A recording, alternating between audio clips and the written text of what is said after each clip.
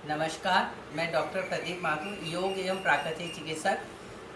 मैंने आपको अभी कमर दर्द के लिए, स्लिप डिस्क के लिए, लंबर स्पॉन्डिलोसिस के लिए, लंबेगो के लिए, बैक पेन के लिए, साइटिका पेन के लिए 2 यौगिक आसनों का अभ्यास बताया था, जिसमें पहला आसन था राजा रानी आसन और दूसरा था सुप्त पवन मुक्त आसन। अब इसी क्रम में मैं आपको 2 और यौगिक आसनों का अभ्यास बताऊंगा।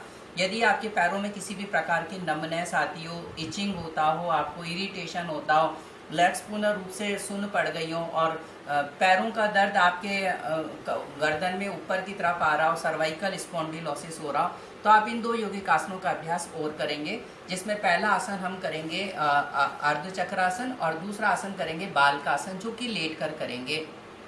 अब आप इस प्रकार से आराम पूर्वक स्थिति में लेट जाइएगा। दोनों पैरों को आप इस प्रकार से घुटनों से मोड़ लीजिएगा।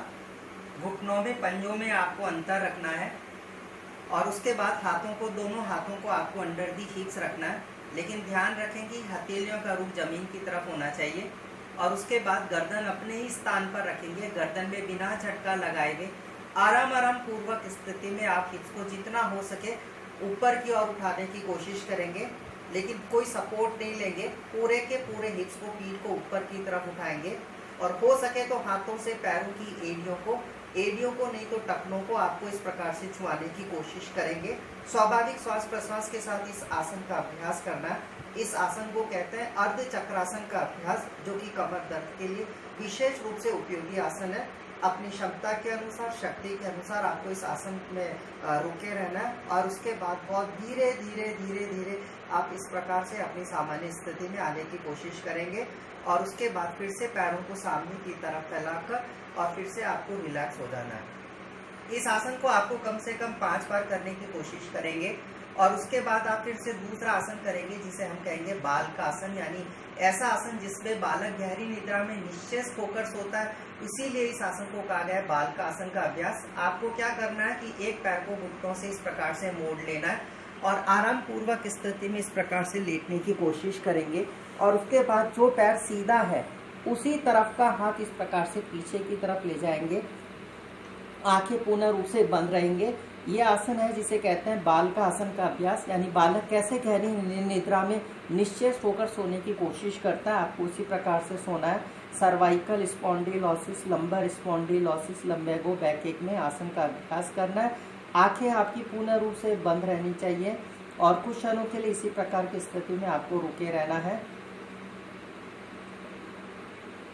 बस। और अब उसके बाद हम फिर से इसी आसन को बैलेंस करेंगे। अब आपको फिर से अपनी सामान्य स्थिति में इस प्रकार से लेट कर आना है और अब आपको दूसरे पैर को फिर से हाथ को इस प्रकार से रखेंगे, दूसरे पैर को घुटनों से मोड़ेंगे और उसके बाद जो पैर सीधा है उसी तरफ का हाथ कोहनी मोड़ कर रखेंगे। दूसरे पैर को इस प्रकार से रखने की कोशिश करेंगे। आंखें पूर्ण रूप से बंद रहेंगे।